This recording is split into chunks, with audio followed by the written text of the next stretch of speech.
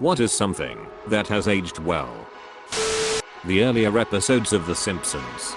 Classic Simpsons are masterpieces when it comes to comedy.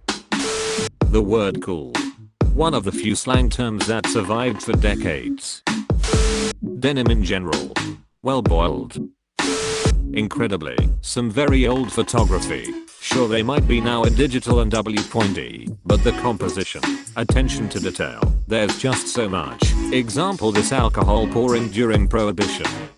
http://static.bored.panda.com/blog/wp-content/you-upload/must see black and white historic moments/must see black and white historic moments 33.jpg. http://www.190.162.8.lqk/the_andromeda_galaxy_vs_now_. Photo/this too. Anon you should go guild you/galactic hunter not me. They made the post and took the second photo. Aliens 1986. The Alien series is a lot like the Terminator series. There's only 2 of them. Astronomer here. There is a star about 200 light years away from us called the Methuselah star, which appears to be about as old as the universe itself. Specifically, the universe is thought to be about 13.8 billion years old, and the star is, based on its composition, estimated to be 14.46 plus/-0.8 billion years old. So presumably if you are on the side of that minus, it's younger than the age of the universe, but still, the fact that it's been shining for a good 13 plus billion years is astounding. For reference, our sun has been burning for about 4.5 billion years, and has about 5 billion more to go, so this star has already lasted longer than our sun ever will. Arabic numerals, or what most people call numbers. Since around 500 AD, it's been 0, 1, 2, 3, 4, 5, 6, 7, 8, 9. And the entire world uses them. Even cultures without the Latin alphabet use them. Always interesting seeing them used in Asian languages writing, as they stand out seeming Western, but they were in fact developed in Asia by Hindu mathematicians and spread throughout Middle East where they became popular, hence Arabic numerals. I think they only seem Western, because we actually recognize and understand them, in contrast to the moon runes. Batman, the animated series. The series that invented Harley Quinn. Calvin and Hobbes. My 9-year-old recently discovered one of my old C&H collections. He has gotten every book the library has, and just reads them over and over again. It's great when your kid loves something, just as much as you did at their age. Tetris. Still addictive. I sometimes get hallucinations of falling pieces after playing. That's the Tetris effect, not the game lol. 2019. I miss it so much. Jurassic Park. I still think the visuals look great in that movie, even if it were to be released today. I prefer the animatronics in JP to all the CGI Chris Pratt movies. Even though they move more fluidly blah blah blah, my brain still knows they are not literally there. It knows the animatronics are literally there in that first movie, and likes that better. Anything scored by John Williams. He makes scenes feel so alive and meaningful. Even music I hated when it was new now sounds good because of nostalgia. I've almost reached the point of liking that. I like Girls That Wear a Abercrombie & Fitch song from 20 years ago. Lego.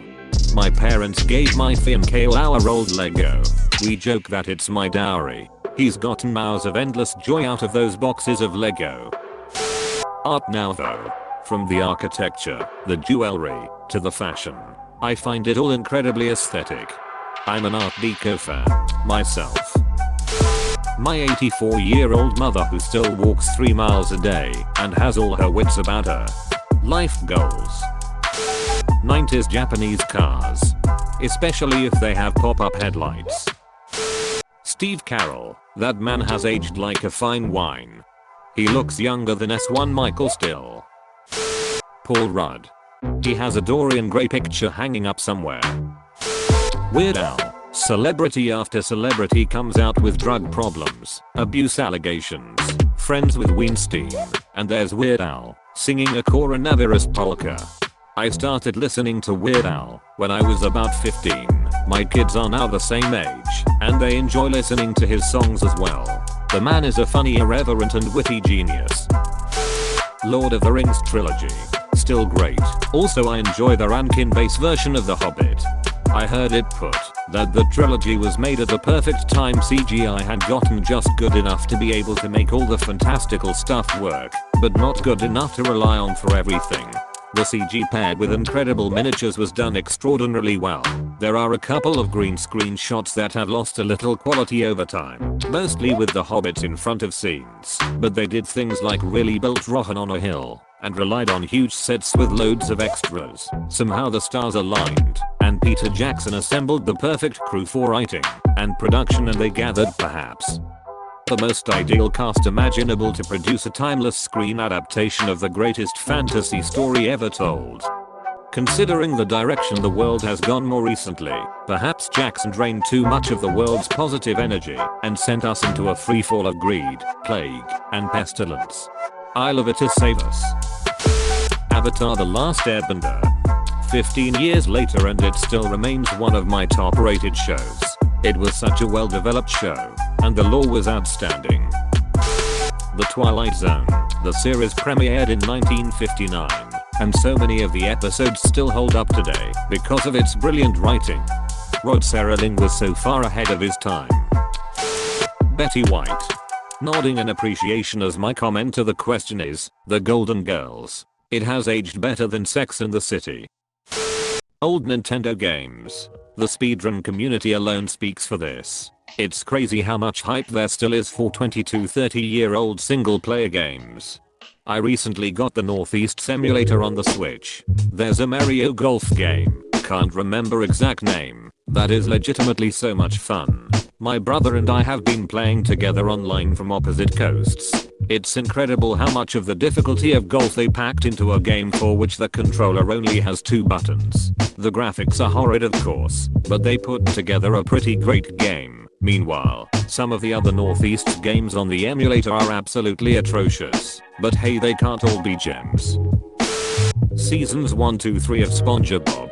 Classics to this day. Once upon a time there was an ugly barnacle. He was so ugly that everyone died. The end. I find that a few classic rock bands are still very popular with young people today. Bands such as the Beatles, Queen, Pink Floyd, Led Zeppelin, the Rolling Stones, ACN/DC, Metallica, Guns N' Roses and Nirvana especially are the most popular amongst my peers. Loud rocking guitars and whatnot will always be a timeless sound. It might not be the absolute commercially popular thing on the radio, but it will always be around. Band of Brothers. Bro, watched it again last weekend. You know it's great, but it's even better than you remember. The first 2 Home Alone movies. They are still hilarious and very fun to watch after all these years. Anyone I know has watched them at least 2 to 3 times. 12 Angry Men. It's over 60 years old and still a very great and compelling movie to watch in 2020. The Princess Bride. Inconceivable. Megamind. The villain being a nice guy and soul was absolutely ahead of its time, and I think, now that we are farther away from Will Ferrell we can appreciate his role more, now that it's not something oversaturated. The animation still looks amazing, and the music selection feels very reminiscent of both Shrek and Guardians of the Galaxy. The comedy doesn't feel dated at all, and very timeless. You could watch multiple times, and learn something new every time, as I have.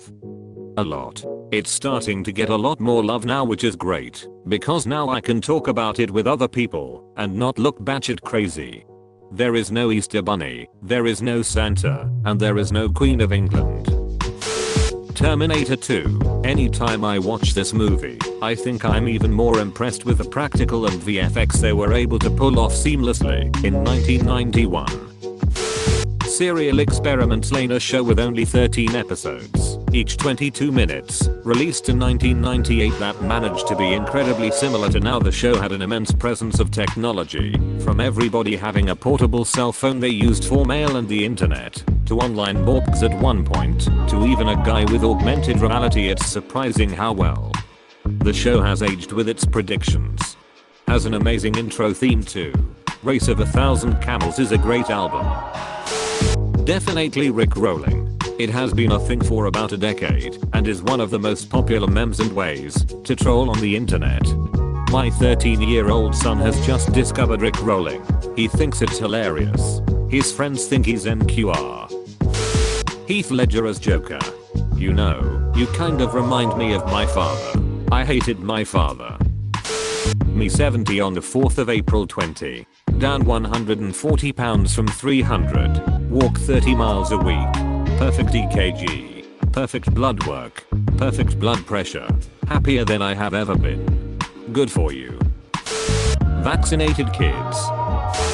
The movie Young Frankenstein. It's hilarious and isn't full of gags that are super offensive today. Movies like Airplane and Blazing Saddles are considered comedy classics, but they couldn't possibly be made today. Young Frankenstein absolutely could if there was a competent enough director and writing team around.